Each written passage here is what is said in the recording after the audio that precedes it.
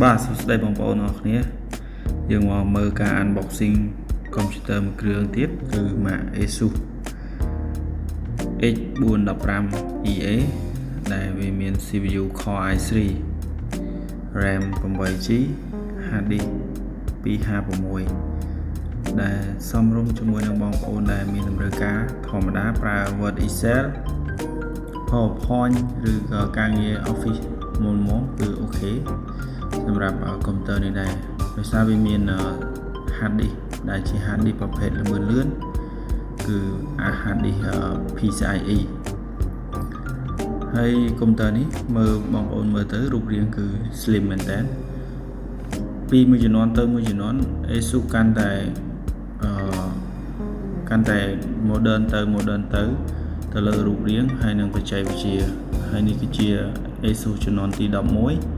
ដែលបងប្អូនអាចទៅជាវនៅលើទីផ្សារបានមិនថានៅហាងខ្ញុំឬនៅហាងអ្នកដទៃតម្លៃត្រឹមតែ400ជាងតែប៉ុណ្ណោះហើយសម្រាប់ model នេះកំពុងតែមាន promotion cashback ដក$30ជូនបងប្អូនវិញភ្លាមនៅពេលដែលបងប្អូនសម្រេចចិត្តជាវយក